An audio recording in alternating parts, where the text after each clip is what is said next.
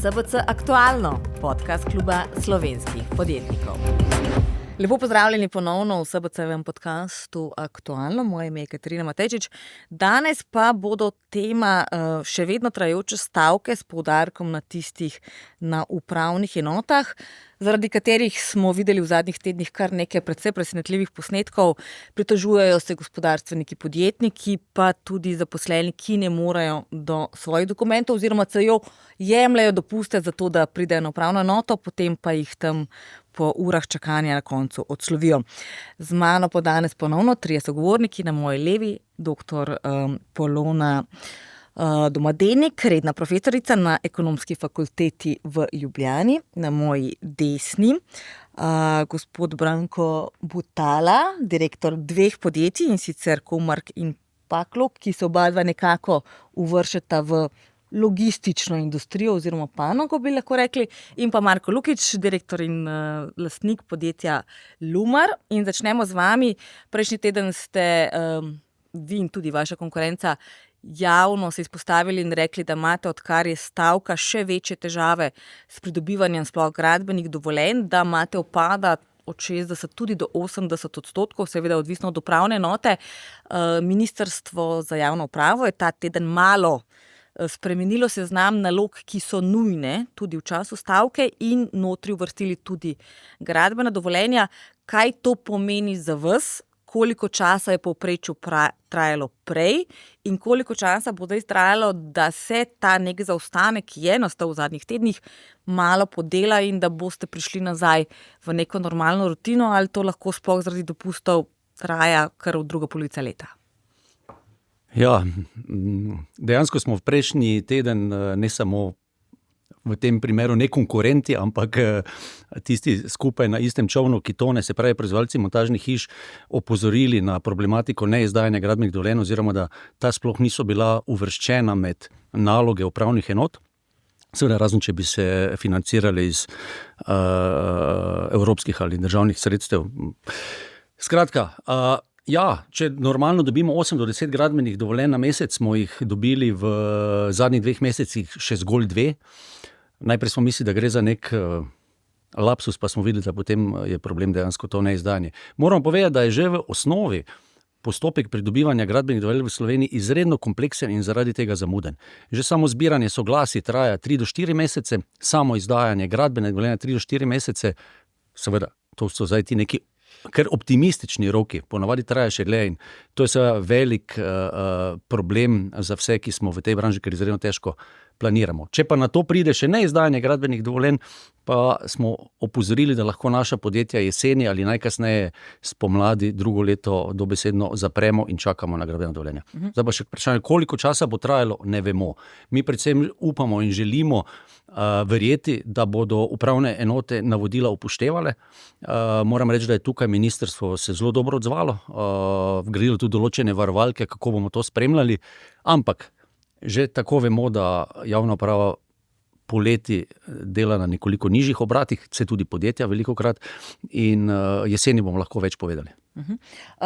Kot smo rekli, vi niste iz te branže, pa vendarle ste imeli nekaj izkušenj s pridobivanjem gradbenih dovoljenj za svoja podjetja po Sloveniji. Še predno se je stavka zares začela. Pravite, da imate relativno slabe izkušnje, sploh na obali. Povejte svojo izkušnjo, koliko časa je trajalo in kje se je najbolj zapletalo, še predno so začeli stavkati. Ja, mi smo na nek način investitor za lastne potrebe. V Črnomlju imamo veljavno gradbeno dovoljenje, da bi razširili dejavnost proizvodnje. V Kopru pa gradimo kot Comarch lastno poslovno stavbo v Sarminu pred Luko, kjer smo dejansko se srečevali z težavami. No, jaz bom tako rekel po domači, imel sem občutek, da je bila že pred letom dni, letom pa pol, 2 leti stavka, ne. To pomeni, da sem imel pač samo živce in čas si mora vzeti, da prideš do gradbenega dovoljenja, ne. Sedaj smo, hvala Bogu, gradbeno dovoljenje smo pridobili in takoj začeli graditi. To pomeni takoj. To pomeni, če gradiš takoj, si finančno sposoben projekt, investicijo speljati in samo čakaš gradbeno, nikoli pa ne veš, kdaj ga boš dobil. Ga boš dobil jutri, ne veš, ga boš dobil čez 14 dni, ne veš, ga boš dobil čez 2 meseca, ne veš, sploh sogovornika nimaš, ne? Niti na občina, niti na upravni enoti. Kot da se pogovarjaš dejansko se pogovarjaš z institucijo, ne z ljudmi. To je moja izkušnja iz Kopra. Glede na, v Črnomlju je bolj domače okolje in v domačem okolju nekako imaš občutek, da delaš tudi z ljudmi.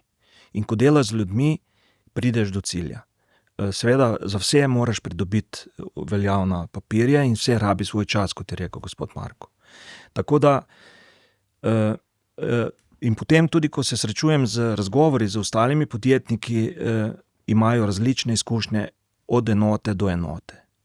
Težko se pa bilo komu kje zamerjati, ker ne veš, kakšen je bumerang. Tako da jaz mislim, da je problem v inštituciji, ne v ljudeh.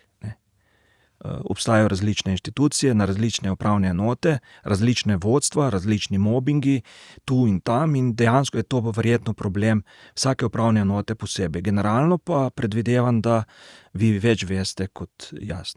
Zato pod vprašanje, kakšne velike razlike med upravnimi enotami, ne vem, da so male dejansko bolj aktivne, odzivne, ker zdaj stavkajo vse velike, Ljubljana, Maribor, Koper, Celje, Kranj. Razlike so dejansko velike. Zdaj iz razlogov, kot je gospod Butala povedal, ne bi nagovarjal, katera rabi največ časa, ne? Ker bomo verjetno še veliko gradbenih tam vložili. Problematika je tudi to, da imamo občutek, da kadar vlaga podjetje, je to bistveno bolj počasi, kot če vlaga občan, če rečemo, ali državljan za gradnjo svojega objekta. Kot da je podjetje lahko na nek način čaka. Ampak še bolj paradoksalno pa je, da se nam lahko zgodi, da na isti upravni enoti, pravzaprav identična projektna dokumentacija, 2 soseda, bomo čakali za eno gradbeno dovoljenje bistveno dalj časa, ker je dobil to v roke nek drug referent. Se pravi, to pa samo po sebi govori, da imamo v Sloveniji izredno kompleksen upravni postopek, kako priti do gradbenega dovoljenja, veliko ljudi ali pa inštitucije v njega vključenih in zelo je na tistem, ki to pregleduje, kako natančno in kako po črki zakona želi delati. Ali pa so še neki drugi razlogi. In to je pa tisto, kar je najbolj frustrirajoče. Se pravi, in potem, ker mi običajno pridobivamo gradbena dovoljenja za naše kupce, včasih kupci težko razumejo, da so približno v istem času podpisali pogodbo za gradnjo hiše z nami, za zelo podoben projekt, pa vendarle sosed je že skoraj v hiši, drugi še pa ni začel graditi. To je pa nekaj, kar je zelo težko razumeti in mislim, da ni korektno do državljanov, ker niso enako tretirani. Javna uprava je zelo en velik mastodont, sploh pri nas, ko imamo notri od vojakov, zdravnikov, upravnih enot, šolnikov in vsega. Je mogoče sistem učinkovito vzpostaviti na način, kot smo ga navajeni v podjetjih. V končni fazi po svetu obstajajo podjetja, ki imajo več zaposlenih, kot jih imajo recimo Slovenija, kot če gledamo ta res širok javni sektor, ne samo državno upravo. Je ta stvar sploh taka, da se je da spraviti na nek skupni imenovalec učinkovitosti, uspešnosti in produktivnosti? Zagotovo se da. Mislim, da obstaja precej primerov uspešne javne uprave, tudi teorije, ki se s tem ukvarjajo, teorije nove javne uprave, državne uprave, ampak moram reči, da vse se začne in konča pri odgovornosti. Jaz mislim, da v Sloveniji nam primanjkuje občutka za odgovornost in predvsem v javni upravi, ko ljudje niso pripravljeni prevzemati odgovornosti, bodisi zaradi tega, ker pravijo, 30 let že delam, sem na minimalni plači, zakaj bi prevzemal odgovornost za nekaj, pa bom pa samo še kriv. V Sloveniji tudi predvsem, na ravni države, javne uprave, deloma tudi v podjetniškem sektorju, ljudem nismo pripravljeni oprostiti napake. Vsaka dela tudi napako. In recimo v ZDA so tudi podjetniki, parkrat propadejo, preden mi res nekaj uspe. Pri nas pa se mi zdi, če enkrat narediš napako, propadeš, ali pa narediš slabo odločitev, si imaš potem črno piko za vedno. In jaz po eni strani po človeški plati razumem, torej ljudi, ki delajo v javni oziroma državni upravi, da se na nek način izogibajo prevzemanju odgovornosti, kajti sistem jih sili v to, da odgovornosti ne prevzemajo oziroma jih ne nagrajuje za tiste, ki so bolj pridni, produktivni, ki hitreje izdajo dovoljenja takšna in drugačna. Tukaj pa seveda rak rana tudi v našem sistemu plač v javnem sektorju, ko so dejansko vsi plačani enako, precejšen delež ljudi je na minimalni plači, torej so sicer razvrščeni v plačne razrede od 1 do 25, ampak vsi dobivajo dodatek do minimalne plače, kar pomeni na koncu imajo na plačilni listi enako plačo, ne glede na to, aj kje narediš, ali nič narediš, ali si vmes na bolniški, dobro, bolniška je seveda plačana tudi drugače, ampak kljub vsemu. Tako da jaz mislim, da je tukaj potrebno en tak kompleksen sistem reform, ne deluje, ni zdaj, sicer je fokus zdaj na upravnih enotah, ampak nam ne delujejo različni podsistemi, ne deluje niti zdravstvo, tako kot bi moglo. Samo vprašanje je, kdaj bo zaškripalo v šolstvu, ni ljudi. Bomo videli, kako bomo lahko začeli 1. september, mislim, da tudi v sindikatu to že precej poudarjajo, in ko enkrat padejo te podsistemi, kjer je Slovenija relativno dobro delovala v preteklosti, mislim, da se bo to kot nek rak širil tudi nezdrave dele gospodarstva. Omenili ste zdravstvo, ravno kar sem prebrala izjavo direktorice Splošne bolnišnice Novo mesto, kjer zaposlujejo zunanjega zdravnika, ki mu za 60 ur dela na mesec plačal 11 000 evrov. Vendar je ona rekla, da je ta zdravnik bistveno bolj produktiven kot vsi njegovi kolegi, ki prihajajo iz tega istega javnega zavoda in so tam redno zaposleni. Je to torej, očitno se da, za nek pravi denar, z neko pravo spodbudo, očitno lahko človek v teh 60 urah naredi toliko, kot recimo nekdo v 120 ali morda celo 180. Sicer moje strokovno področje ni zdravstvo, ampak kolegi, ki se na to spoznajo, že več let poudarjajo, torej kolega Tajnikar pa Petra Došenovič Bonča, da v zdravstvu, predvsem v javnih zavodih, ni sistema, ki bi sploh beležil, kaj zdravniki oziroma tudi drugo osebje v svojem delovnem času naredi. Kar se meni zdi tako paradoksalno. Danes smo v 21. stoletju, to bi dejansko moralo potekati po nekem avtomatizmu.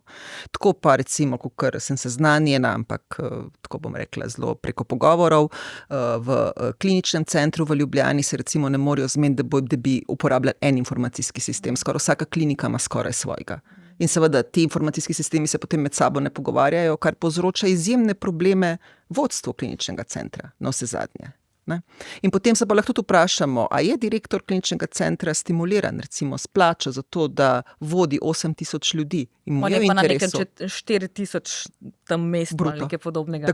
Tako res je. Medtem ko zdravniki zaslužijo bistveno več, tudi na način tega, da delajo v popoldanskem času v drugih zavodih. Vi ste rekli, da ste imeli tudi nekaj izkušenj z zaposlovanjem tujcev. Je bila tle izkušnja kaj bolj dobra in optimistična kot pri pridobivanju gradbenih dovoljenj? Ja, za poslovanje tujcev mi nismo veliko podjetje, ampak vseglih imamo par primerov. Lahko tudi kombiniram primere na Hrvaškem pa v Sloveniji, lahko neke sporednice potegnemo. Nekaj je tudi zaposlovati deficitarni kader, ki ga Republika Slovenija ali pa država priznava, to so predvsem gradbeništvo, šoferji. Nekaj je pa zaposlovati kader, ki ga pa načeloma tudi vsako od naših podjetij potrebuje, to so specialisti. In dejansko, če oseba ni v deficitarnem poklicu, imam izkušnjo, da smo zaposlovali Turka, šolanega človeka z izkušnjami v branži, v logistiki, da smo za njega potrošili tam do leto dni, da smo ga zaposlili na podjetju. Pri nas je bil 5 let, se je odlično izkazal, pridobil veliko dodano vrednost. Po 5 letih se žena ni mogla infiltrirati v Slovenijo in sta skupaj odšla živeti na Nizozemsko. Na Nizozemskem je odprl svoje podjetje, joint venture za Turki, in danes odlično sodelujemo. To je dodana vrednost vsega tega truda, ki ga podjetje vloži v določeno osebo. To ne pomeni, da je nekomu odžrl kruh pri nas, ampak je ustvaril dodano vrednost. Podoben primer imamo zdaj trenutno za Srbijo, ker imamo tudi svoje podjetje. Rad bi človeka, ki sem ga šolal v Srbiji, v njihovi fakulteti spravil na izobraževanje oziroma na usposabljanje v naše podjetje in ne najdemo modela, kako to narediti. Smo poskušali ga zaposliti tukaj, postopkov upravne enote ne morem komentirati, ker mi kolegica to dela, ampak ni bilo uspešno. Smo ga zaposlili nazaj, oziroma tu ga sploh zaposlili nismo, ker ga nismo mogli. Bil je tukaj kot turist mesec, dva, pol pa dejansko ne veš, ali je to zakonito, ni zakonito. Potem ga daš nazaj, zaposliš ga v Srbiji, zaposlen je v Srbiji trenutno. Potem naslednji korak je bil, dejte ga zaposliti kot dol ga dejte na zavod, pa ga potem tukaj zaposlite. Seveda, ker je še študent bil in je še v statusu študenta in ker nima dejansko kot študent, potem ga ne more zaposliti, ker je dol na zavod, ga ne napoti kot študenta. To je zdaj problem Srbije. Da ne kompliciram, glavni postopek zaposliti tega fanta tu pri nas je misija nemogoče. To pomeni, zdaj trenutno dela in živi v Srbiji na srbskem podjetju, ampak zakaj ga bi jaz tu zaposlil? Da ga vzgojim z metodologijo, z načini dela, ki ga naše podjetje želi prenesti dol, seveda upoštevati pa tudi srbske zakonodaje in vse ostalo. Tako da tu se, recimo, na drugi strani imamo proizvodnjo, smo obmejna občina Črnomelj, ker imamo proizvodnjo, tu imamo zaposlovanje hrvaškega obmejnega, bom rekel, prebivalstva, ker tu so zadeve nekako vtečene. Srečevali smo se s težavami covida in tak dalje, teh raznih zapor. Drugače pa tujce v branžo našo, v proizvodnjo, nizko kvalificiran kader, mi smo logistično podjetje, smo pa lesno predelovalna industrija. Nikamor ne pašemo, ni levo, ni desno. Podobno kot v proizvodnji hiš, ne. Predelate toliko kubikov lesa kot mi, v proizvodnjo zabojev, vi v hiše pa se srečujemo z istim problemom. To pomeni, da nismo ni eno ni drugo in naši ljudje niso nekako, hočem povedati na kratko, na Hrvaškem so stvari enostavnejše. Uspeli smo preko agencij zaposliti tudi Nepalca, imamo notri Pakistanca, 3 smo sprobali, 2 sta odlična. Ko pridem v proizvodnjo kot na obisk, se mi lepo priklonita, spoštujeta delovne navade, delata, pridnasta in ugotavljamo, da takšen kader potrebujemo. Ne. Pri nas pa zaenkrat ni mogoče, da bi recimo sploh v proizvodni del pripeljali koga, ne? Iz tretjih držav zelo težko. Iz Evropske unije lažje, ampak jih ni. To, kar so obmejni, to je druga kategorija. Ne. To je dejansko tista dnevna migracija, kjer zaenkrat gre. Torej ste jih pridobili prek hrvaške agencije in zdaj prihajajo v proizvodno v slovensko tovarno? Ne, hrvaška agencija nam zaposluje kader za hrvaški, oziroma agencije obstajajo, ki zaposlujejo, ki pripeljejo tujce. To, kar se v Sloveniji recimo, bom rekel po domače, sem tudi član Združenja za promet na Gospodarski zbornici. Srečujemo se z različnimi sestanki, ker imamo težave pri zaposlovanju deficitarnih poklicov, to so poklici voznikov kamionov.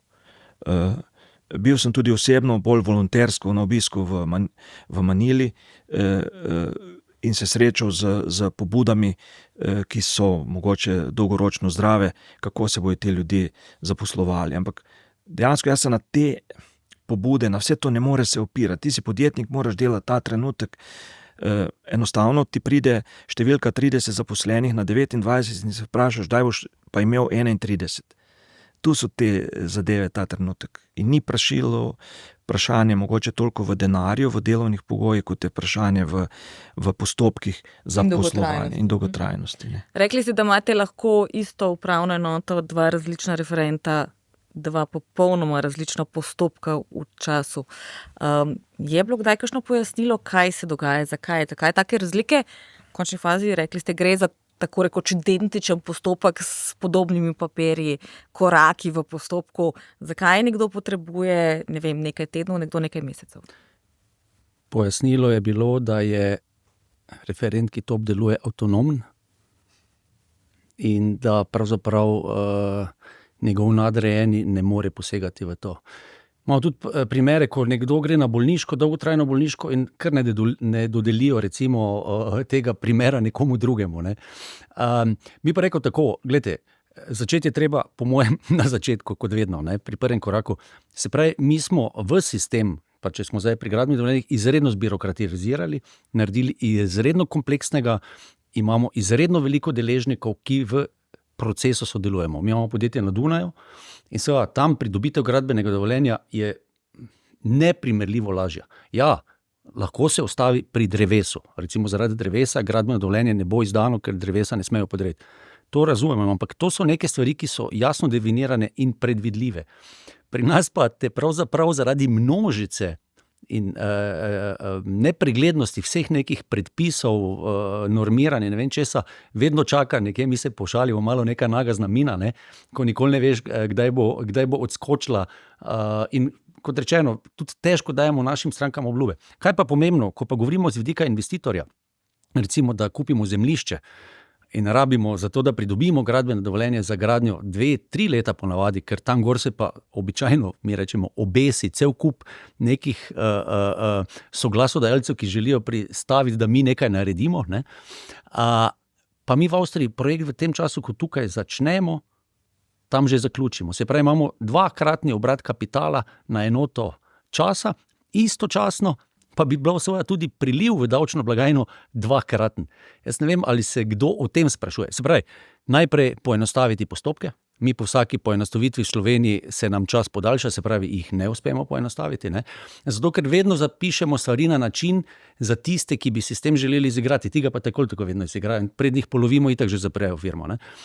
Se pravi, in zaradi tega trpi celovita aktivnost. Druga stvar je zmanjšati število zaposlenih v javni upravi. Moramo vedeti, da je javna uprava zelo hitro rastoč zaposlovalec, na nek način največji konkurent gospodarstvu. Ampak s tem, ko zmanjšamo, ohranimo mi lepo isto maso plač, nič ni treba zniževati, te ljudi bolj transparentno, jasno nagradimo na zelo jasno določene KPI-je. Se pravi, govorim zgolj o tem, kar je običajno podjetništvo.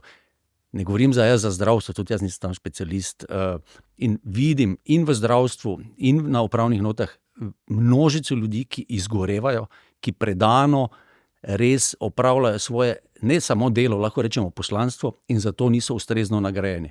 Ampak ne moremo si pa zatiskati oči, da se in razna ministrstva in razne druge službe v državi bohotijo, zato, da jih lahko nahranimo, se povečujejo davčne obremenitve, ne izboljšuje se pa servis. Mi vsi vemo v podjetju, če zaposlim jaz zdaj dodatnih 10 ljudi, pa če ti ljudje niso ustrezno vodeni, z jasno izraženimi pričakovanji in podajanjem povratne informacije, bojo prej problem kot pa korist. Če zdaj malo se grem na nogomet, ne, saj če damo mi zdaj Keko, 5 dodatnih rekreativnih igralcev na teren, verjetno ne bomo 0-0 igrali z Anglijo, ampak ker bodo oni motnja tam. Kaj še če rečemo onim 11, ki že igrajo, veš kaj, 5 jih damo not, ker pač moramo, saj razumete, to so naši prijatelji, bomo vam malo manj plačali. Verjetno tudi oni ne bojo po nekem trenutku imeli dovolj motiva, ne. Sej denar ni edini motivator, ampak vseeno, ljudje se radi primerjamo. In če vidimo, da nekdo ne dela tako zavzeto, prizadevno in ne dosega rezultatov, dobi pa kljub temu isto nagrado, nas to demotivira. Tu noter bi jaz iskal, bi rekel, izboljšave v javnem sektorju. Se pravi, in ključno pa je, glejte, je menedžiranje. To, kar nam je v podjetjih popolnoma jasno, da je odgovornost vedno na strani menedžmenta za poslovanje podjetja. Mi pa iščemo odgovornost v javnem sektorju pri nekom, ki je tam na koncu verige, če rečemo menedžment, pa kar pozabimo. Menedžiranje je ključno in kot ste povedali že prej, veliko je primerov dobrih praks znotraj javne uprave. Se pravi, se da. Javna uprava se vsako leto poveča. Lani smo dali približno 5,5 milijarde samo za plače. Kot smo slišali, servis ni vsako leto boljši, sploh v letošnjem letu, ko imamo tako rekoč že pol leta zdravniško stavko, pa stavko upravnih enot. Pa vmes so bili sodniki z malo manj dela, pa tožilci, šolniki so že na okopih, pa vojska je zagrozila, čeprav ima posebne omejitve, kar se tiče stavke. Je sploh mogoče vsako od teh sistemov menedžirati na način, da bodo dejansko učinkoviti? Naj bi za to poskrbel vsak posamezen minister, vsak posamezen, ne vem, predsednik sodišča, direktor bolnišnice, direktor upravne enote, ne vem, general štaba, ne vem kaj. Kako sploh vzpostaviti nek sistem, da ne bo prišlo do tega, da sta dva človeka, ki delata popolnoma različno, en izgori, drugi pa ne, je več časa na kavi kot pri računalniku? Ja, zanimivo vprašanje. V bistvu ne vem odgovora. Jaz mislim, da se vse začne na vrhu. Da tukaj dejansko se 2 leti ni zgodilo nič. Jaz mislim, da je prejšnja ministrica gospa Janović-Hovnik, je imela dobre načrte. Mislim, da je bila tudi že precej daleč v pogovorih s sindikati, kjer recimo ena od stvari, ki se mi zdi, da je v javnem sektorju tudi absurdna, je število dni dopusta, ki je dejansko več v povprečju, kot je v gospodarstvu. In tukaj je imela neko dobro strategijo, kako se dejansko spogaja tudi na tej osnovi. Ja, število zaposlenih se povečuje, verjetno tudi zaradi tega, ker se povečuje zbirokratiziranost postopkov, a ne, tukaj bi dejansko lahko naredili en korak naprej. Mi smo pred nekaj leti, ko smo izdali prvo verzijo akcijskega načrta za dvig produktivnosti, bila to ena od naših ključnih točk, torej zmanjšati število aktov, predvsem pa kvalitetno pripraviti akte, ker je problem tudi v tem, ker so velikokrat v neskladju drug z drugim.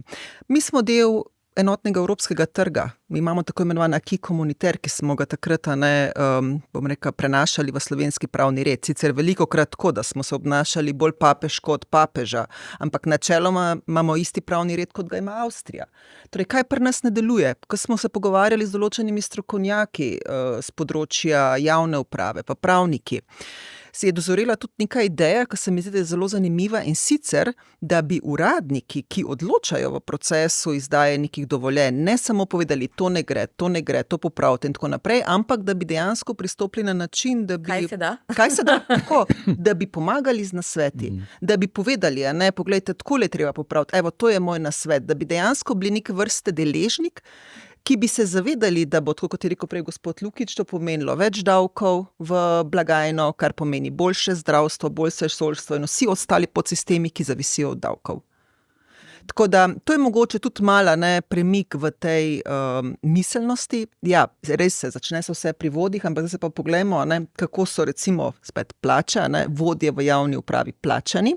Dejansko imamo zdaj tak sistem, ko ljudje niso več pripravljeni prevzemati vodstvenih funkcij v javni upravi, ker to na nek način prinese za sabo neko odgovornost za sektor, ki ga vodiš, po drugi strani pa a ne spet tisto. Nobene pretirane nagrade, nekega osebnega zadovoljstva, ki pa seveda ne. Osebno zadovoljstvo pa tudi hitro potem pade na tema, ko poskušamo nekako veljavati politiko, vsi smo enaki, mi pravimo temu politiko enakih trebuhov ali pa želodcev. Kar je na nek način dokazano tudi v veliko empiričnih študijah, da določena stopnja neenakosti v družbi mora obstajati, ker deluje motivirajoče, tako za mlade ljudi, ki morajo videti neko perspektivo. Mi se sploh ne pogovarjamo o tem, koliko mladih ljudi nam vsako leto odide iz Slovenije, zaradi tega, ker v Sloveniji ne vidijo perspektive in to najboljši na fakultetah odhajajo v tujino. Rekli ste, da ste imeli kar precej težav tako z gospodom iz Turčije kot s tem zdaj iz Srbije. Lih sem najdla neke podatke, da se v zadnjih 10 letih število aktivnih tujih državljanov podvojilo iz 50.000 oziroma še več kot podvojilo na 38.000 in zdaj predstavlja že približno 15% delovne sile. Je pa res, da je kadrovski bazen sploh regija Adria precej prazen. Recimo ravno kar danes sem brala en članek o Srbiji, kjer se pritožuje, da ni več mogoče dobiti natakarja, ker so jim vsi pobegnili na Hrvaško. Poslušam zgodbe, da celo slovenski natakarji hodijo raje tja, ker ne imajo boljše pogoje, pa dobijo stanovanje, pa še malo lepše morje, pa še kakšna zabava več. Se vam lahko zgodi, da ravno zaradi teh tako dolgo trajajočih postopkov, da boste širili proizvodnjo na Hrvaškem ali v Srbiji in ne v Sloveniji? Lejte, ko sem prihajal na ta podcast, ali kako se že imenuje, sem se vprašal, kaj vam bom sploh povedal, ne. Ampak z vašimi vprašanji, pa to, kar v življenju počnemo, ne, mi polagate vprašanja v usta, ne. Zdaj jaz nikoli se ne odločam, da bom nekomu grozil, ker sistem je takšen, kot je. Če se vrnem samo malo nazaj, ne, v tudi ta gradbena dovoljenja, ker sem pozabil, da sem vmes pridobil še 2 gradbena dovoljenja, eno v privatnem življenju in drugo v družbenem življenju, ker tudi gradimo en vaški dom in tak dalje. In srečujem se z enim razmerjem upravne enote in občine. Občina na eni strani se mora zavedati, da za vsako investicijo, ki je pridobi, bodisi na privatni ravni ali da ne govorimo v podjetniški sferi, dejansko pridobi tudi prispevke. in pridobi lahko družino, ker si bo zgradila hišo, lahko pridobi podjetje, ki bo investiralo v zaposlene. In opažam, da je med občino pa med upravnimi enotami tudi razpon in dupliranje različnih postopkov. Ping-pong žogice. To je zelo pomembno.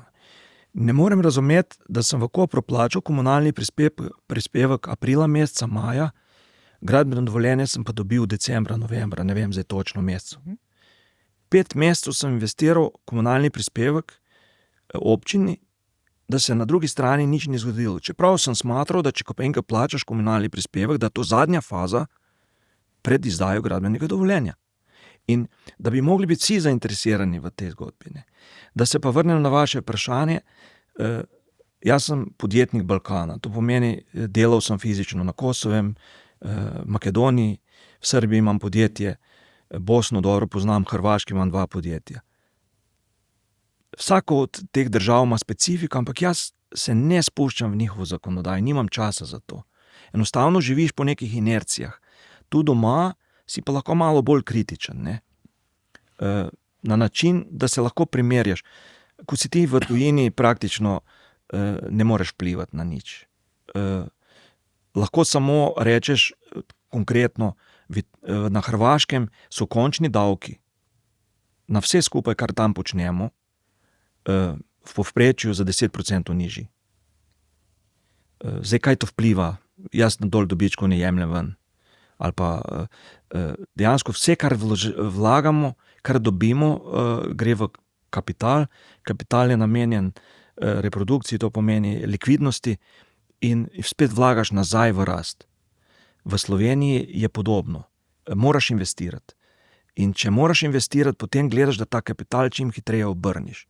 Če ga ne obrniš zaradi birokracije, pomeni, da ti denar leži, ki si ga namenil za to investicijo, na banki. Lani se spomnite, Blitzkriega 10% je šlo dol, denar, ki si ga imel na banki. To pomeni, gradbene cene so šle gor v tem obdobju. To pomeni, da se investicija avtomatsko podraži. Zaradi česa? Zaradi tega, ker nisi bil dovolj hiter.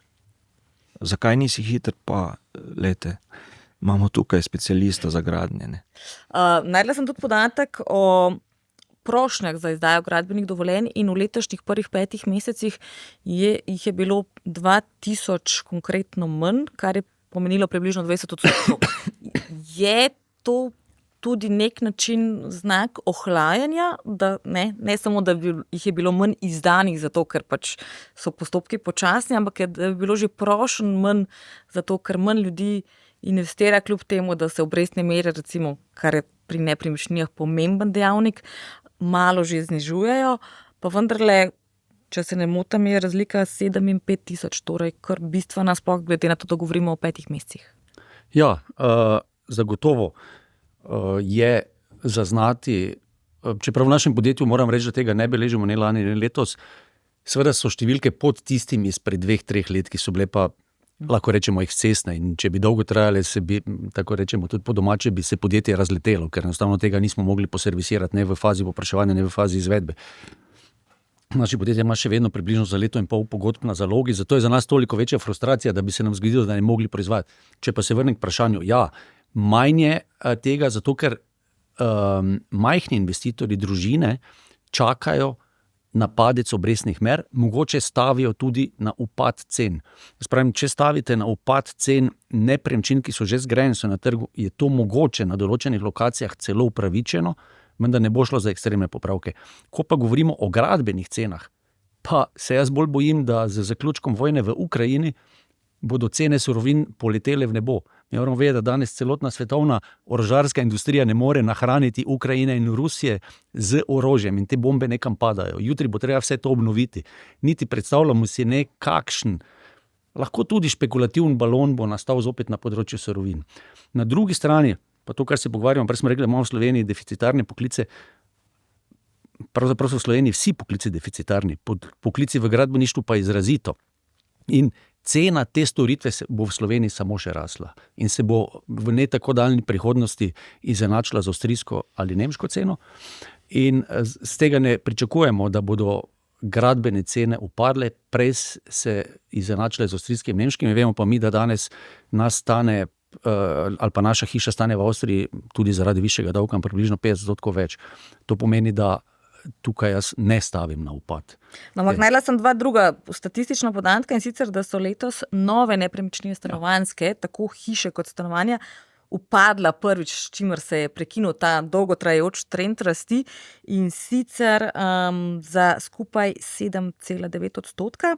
Cene novih hiš recimo na prvo četrtletje glede na lansko 5,3, medtem na letni ravni minimalna rast 0,5%, medtem ko se rabljene nepremičnine, sploh rabljena stanovanja, še vedno precej dražijo, še vedno skoraj tam na 10% letne rasti oziroma četrtletne. Zakaj? Rekli ste, surovine še vedno ne rastejo več tako, kot so, pa vendarle, zakaj padajo cene novih stanovanj, medtem ko se rabljeni še vedno podražuje? No, Slovenija vedno ima neko posebno logiko in posebno dinamiko. Ampak to, ko ste rekli, cene novih, to pomeni že izgrajenih. Se pravi, pogledajte, v zadnjih 2-3 letih je bilo zaradi anticipirane rasti cen veliko oglaševanih cen nepremičnin špekulativno visoko. To je tisto, kar sem želel prej povedati, razlikovali med gradbeno ceno, da nekaj zgradimo, in pa prodajno ceno na trgu z zemljiščem. To sta dva popolnoma različna svetova in imata tudi različno nihanje. Tudi ko so cene nepremičnin zelo visoke, se gradbena cena ne podraži toliko, in na premium lokacijah so te cene vedno više in se tudi dobro prodajo. Zdaj, nekdo je lahko to svojo investicijo financiral s tujim virom, in ima potrebo to prodati. To se lahko odraži v nižji ceni. Istočasno so pa bile marže v tem času zelo visoke in je manevrski prostor tukaj za to prodati in pričeti z novim ciklom pridobivanja gradbenih dovoljenj, ki vemo, da v Sloveniji dolgo trajajo, se pravi, je treba iti prej v ta postopek. Zakaj pa so cene rabljenih nepremičnin visoke, pa mislim, da bi jaz težko odgovoril, ampak tudi vprašanje, kje, ne? To je zelo mikro vprašanje, tudi vi, ki ste iz Ljubljane, se veste, da lahko ena stran ulice cena takšna, druga pa takšna. To je kar težko posploševati, ne? Rekli smo že letošnje leto je leto stavk, že ravno kar, oziroma pred kratkim je objavljen podatek o konkurenčnosti Slovenije, kjer smo 3. leto zapovrstjo padli, in zdaj smo zelo tako rekoč smo že v zadnji tretjini, med 67 državami, ki to merijo. Se nam ravno zaradi tega nedelujočega javnega sektorja v letošnjem letu in zaenkrat tale val stavk še kar se povečuje in očitno ga čez poletje ne bo konec, lahko to dodatno vpliva na našo konkurenčnost v končni fazi, če nam ne deluje zdravstveni sistem, če nam ne deluje pravosodni sistem, če nam ne deluje sistem upravnih enot in tako naprej. To seveda vpliva ne samo na vsakodnevno življenje državljanov, ampak predvsem na gospodarstvo, kar zdaj poslušamo, kaj vse traja predolgo za to, da bi lahko bili res učinkoviti, produktivni in seveda tudi dober vplačnik v državno blagajno. Je to lahko razlog, da bomo drugo leto še slabši? Ja, zagotovo. In jaz se bojim, da bomo slabši. Tako da jaz trenutno ne vidim nobenih takšnih pozitivnih signalov, da bi kdorkoli resno razmišljal o tem, da je treba resno delati na izboljšavi poslovnega okolja.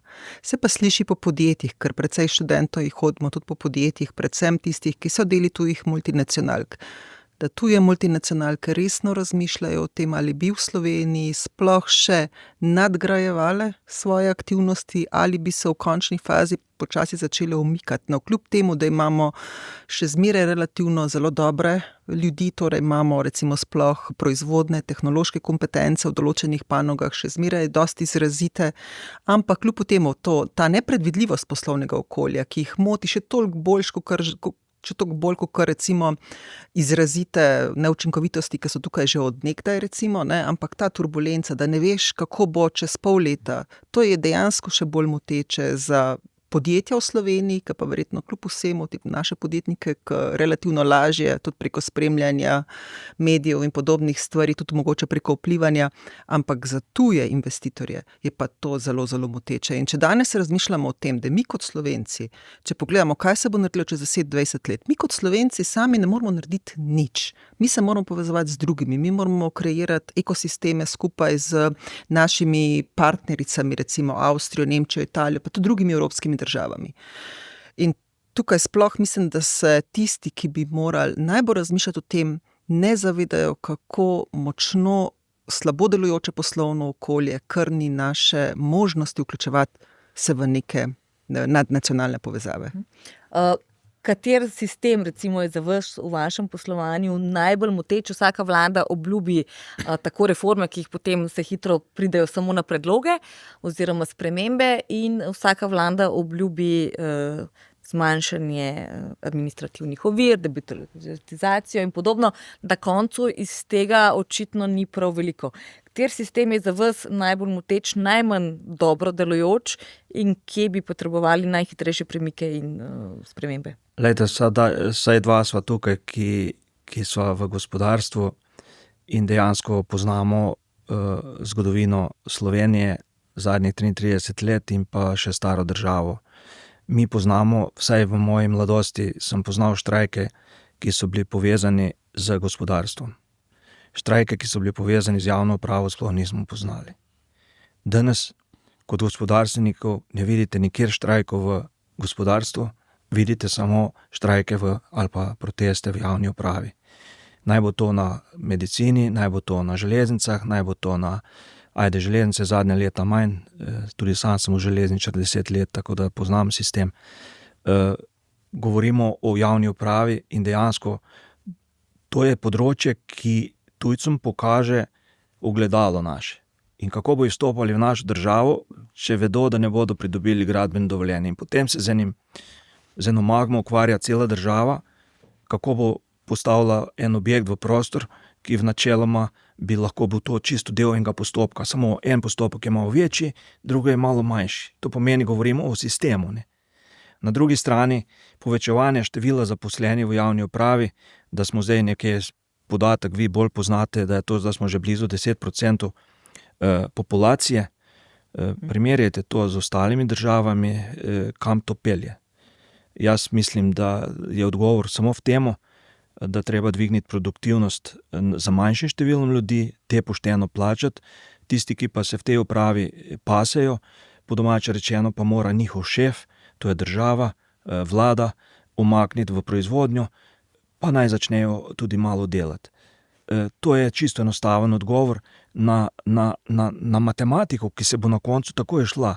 Če misli, da bo gospodarstvo delalo za vso to, bom rekel, državno upravo, ki stane, na koncu pa to ni vredo. No? To nas vse tepe. Ne? To je en začaran krog in nažalost nimam se časa z njim ukvarjati. Ne? Se borimo, kakor se pač borimo. Verjetno je lahko včasih dobiček večji, manjši zaradi tega, ampak preživeli bomo v gospodarstvu. Zato, ker je treba ceniti delovno silo, treba ceniti delavce. Pogled na vso to kolobocijo pa z mojega oči ni pozitiven, ampak se z njim ne ukvarjam. To, kar danes govorim, je pač od srca. Ravno ta teden smo praznovali 33. obletnico samostojnosti.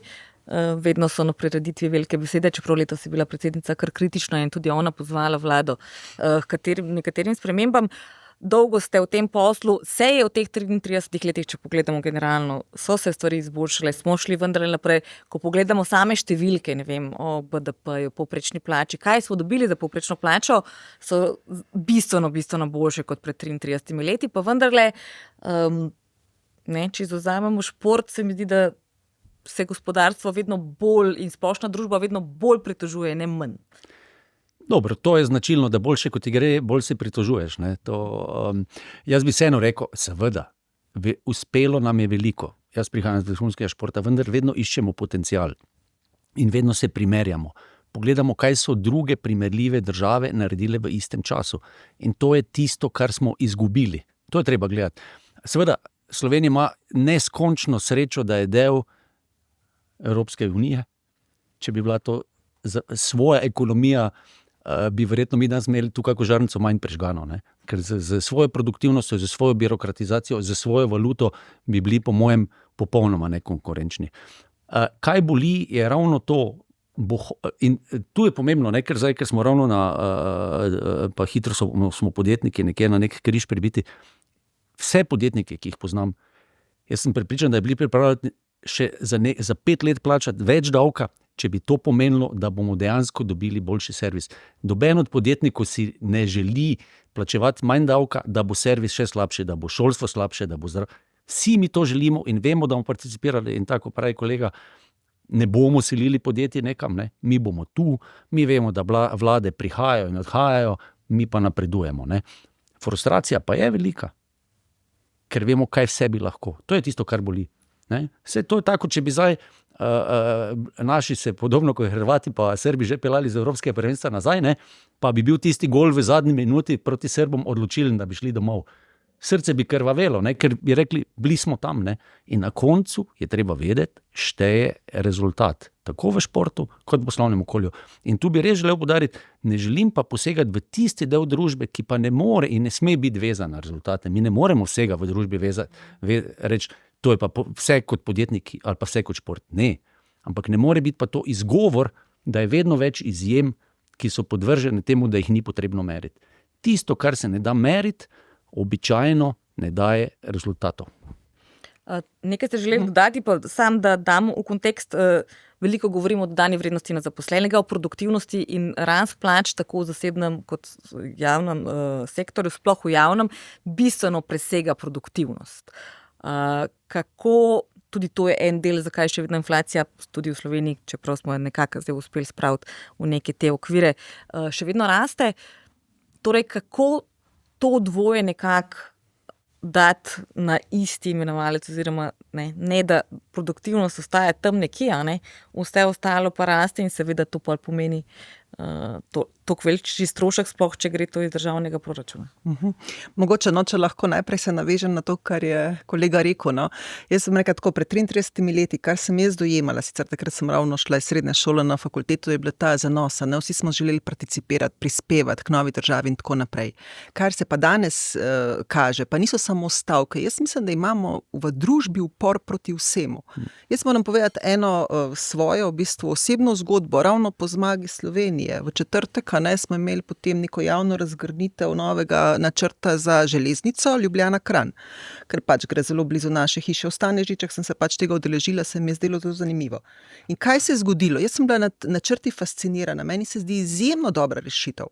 Ampak tam je bilo 60 ljudi, ki načeloma niti ne živijo blizu železnice, ali pa živijo samo v kraju, ampak so bistveno dalj oddaljeni, kot so bile recimo tiste najbližje hiše. Upor. In se mi zdi, da včasih sem mislila, da se Slovenci poenotimo na športnih prireditvah, ko navijamo za naše, ampak vidim, da se poenotimo tudi takrat, ko je treba biti proti. A priori proti vsakemu umeščanju v prostor, pa ali gre za vetrnice, ali gre za novo, jedrsko elektrarno, ali gre za železnico, ki bo bistveno boljša kot recimo trasa, kot je obstoječa. Tudi pista letališča v Portorožu je ravno kar spet... Jaz sem šokirana nad tem. Jaz sem šokirana nad samim načinom diskusije. Moram reči, da so se mi takrat tisti, bom rekla tako, javni službenci, ki so to prezentirali, izjemno zasmilili. Tam ni bilo nikogar iz politike, ki bi jih zaščitil. Bil je državni sekretar, ki je bil večinoma časa tiho. In tukaj se mi zdi, da tukaj manjka ta družbena kohezija, ko športnike podpiramo. Super bi bilo, da bi podpirali tudi zelo uspešne podjetnike, znanstvenike. Imamo vrhunske znanstvenike, o katerih javnost ne ve, kaj je dosti, razen tega, da so del javnega sektorja.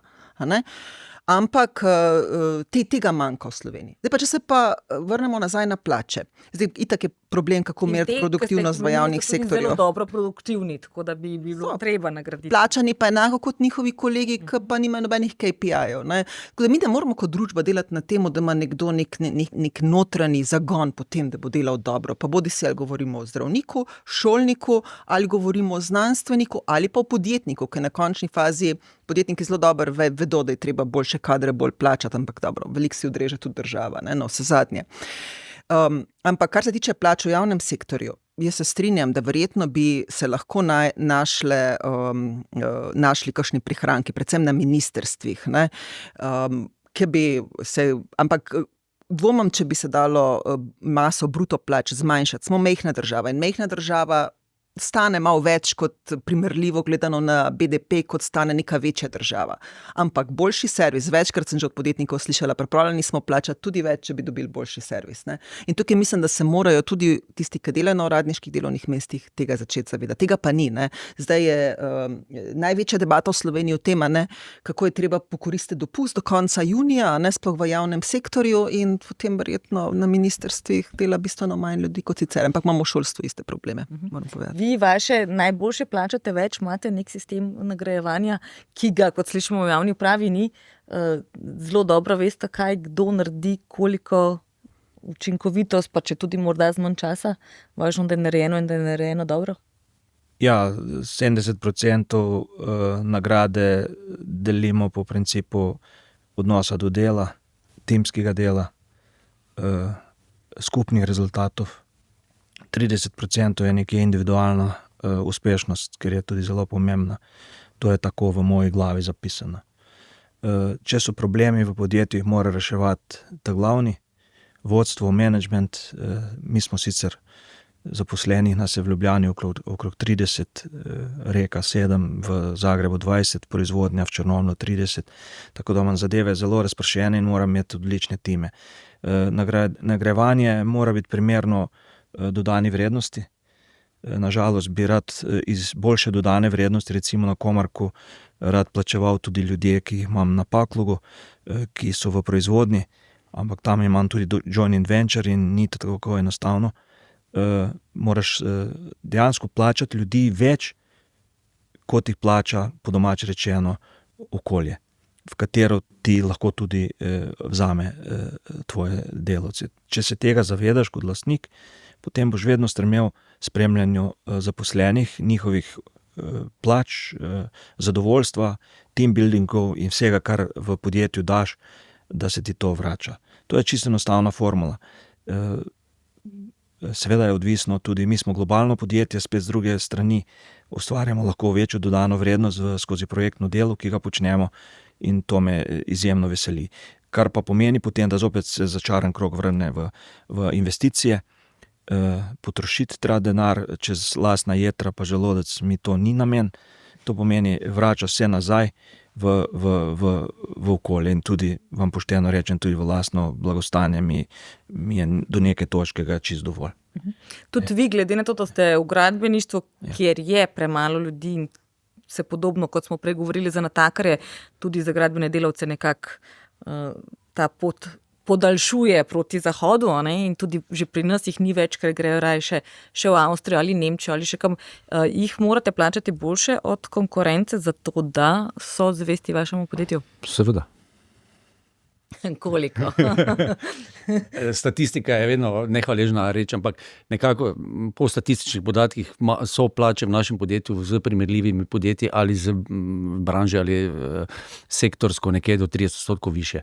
Mi bi si želeli seveda več fleksibilnosti tudi pri variabilnem nagrajevanju, pri nagradi za poslovno uspešnost, kjer seveda moramo vsem, ne glede na angažma, izplačati isto. Mislim, to ni nekaj, kar je verjetno. Se pravi, to, kar ste že prej povedali, kako ste rekli, enakih trebuhov, nekaj. Politika enakih želodcev. Mi se v Sloveniji zelo bojimo, da bi bila prevelika razlika med ljudmi, in nihče ne verjame, da smo pravzaprav po tej Ginijevi lestvici, ali kaj, ne, Ginijevi. Smo prvaki.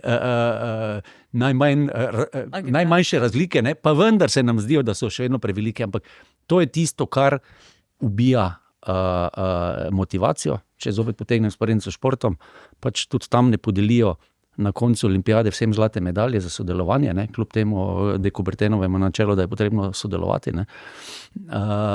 Pa vseeno, kljub tej veliki ideji, na koncu vseeno podelimo to medaljo tistim, ki so pa se še posebej izkazali. Ker verjetno verjamemo, da za tem stoji neko znanje, nek trud, neko odrekanje, ne. In nagrada je pač tista medalja z vsemi posledicami, kar sabo nosi, ne. To je bilo fajn razumeti, ker družbe, ki to nagrajujejo, so definitivno bolj uspešne. To je tako in tudi zgodovinsko gledano, pač naša vrsta je bila pri tem najbolj uspešna, zato smo mi danes tukaj, ne. Tisti, ki so bili manj uspešni, so izumrli. Zdaj smo se danes veliko pritoževali, kaj vse ne funkcionira, pa vendarle ankete kažejo, da je samo 6% Slovencev dejansko se pripravljeno odseliti iz Slovenije. Seveda je to neka populacija, recimo tam pozna 20, 30, pride tam do 10 ali 11%, potem pa se seveda spet zmanjšuje. Rekli ste, veliko dobrih, najboljših strokovnjakov nam gre, nekateri potem tudi prihajajo nazaj, sicer ministrstvo z nekim ukrepom to zdaj cilja.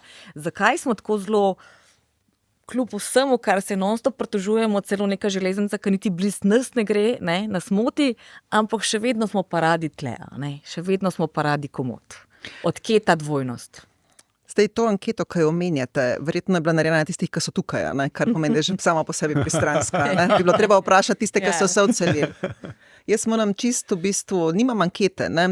Je pa res, da zdaj že 7 leto vodim nek mednarodni magisterski program IMB, ki je eden od najboljših poslovnih programov v regiji, ne samo v naši državi. In vam povem, da jih v zadnjih 2 letih je 60% študentov, ko so naredili vse izpite, so šli v tujino. Bodi si na prakso, bodi si so tam poiskali delo.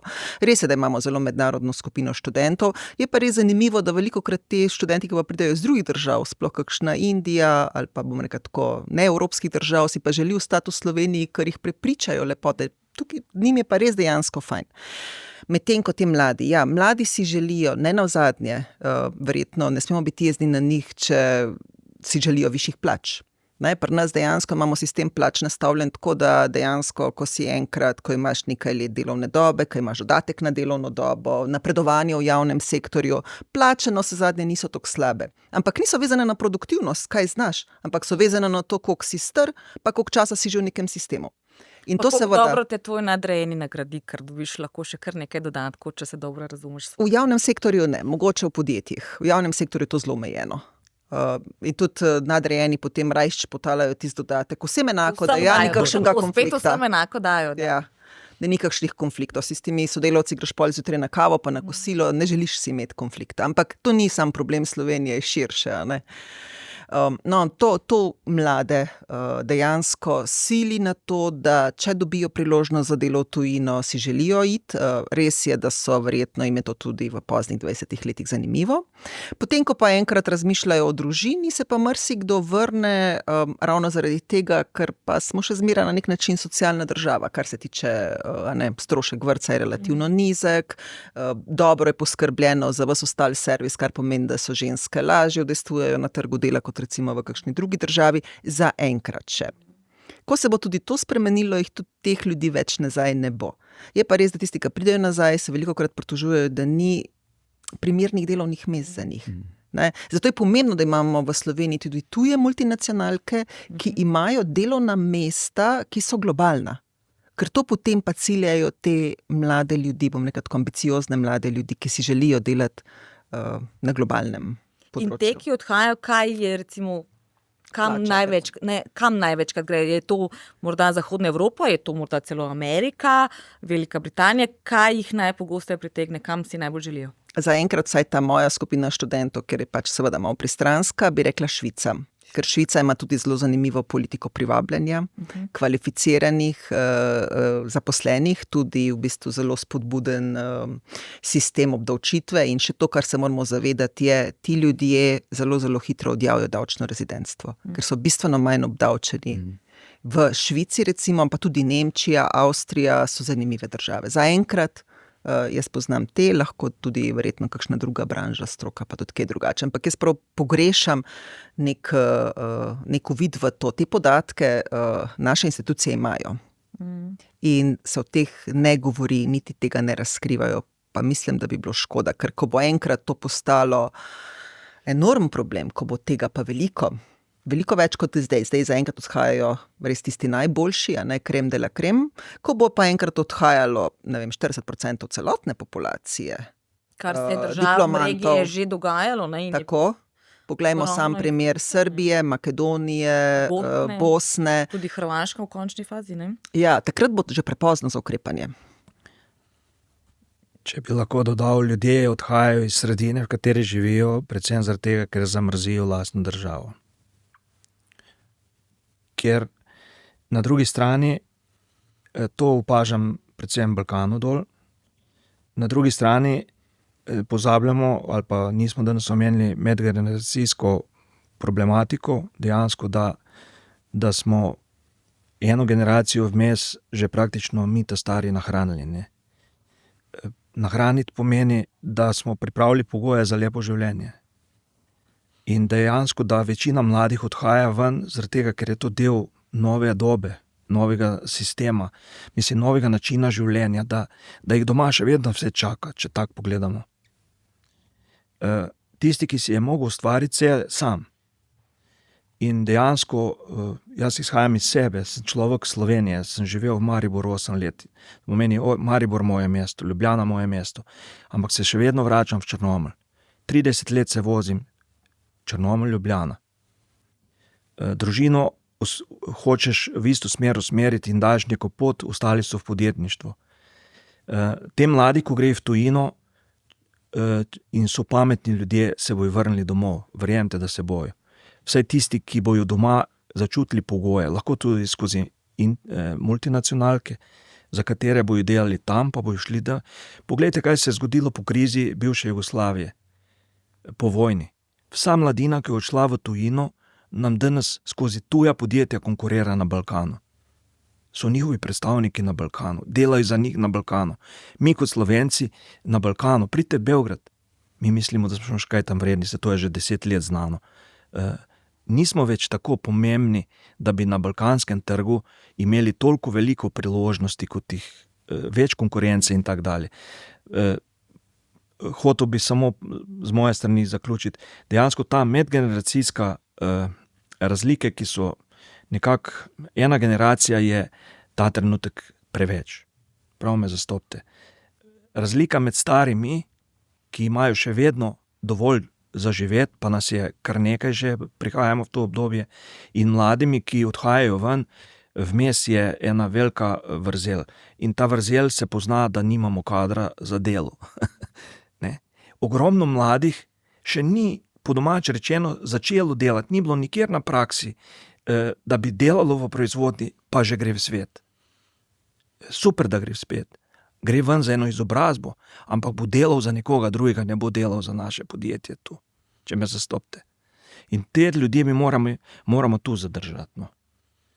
Ampak to mora država poskrbeti. Poskuša tudi in poskušamo to tako sandozom navajati, sem jaz kavo, upamo zdaj, da morda pride Renault ponovno, zdaj so se sicer zaradi drugih nesoglasij, so se projekti malo stavili, pa vendarle upamo na najbolje. Hvala lepa vsem trem za vaš čas, za vaša mnenja. Upamo, kot vedno, da nas zdaj tudi kdo od odločevalcev sliši. Če se ne motim, je ravno danes premier Golob sedel s sindikalisti, ki se pogajajo na strani upravnih enot. Morda so se kaj dogovorili, še kaj zmenili in bo vendarle v naslednjih mesecih stvar stekla, se nekako premaknila in bo za vse nas boljše. In se ne bomo seveda veselili samo športnih uspehov, ki upamo, da nas čakajo tudi na olimpijskih igrah in še v naslednjih tednih. Torej še enkrat hvala lepa.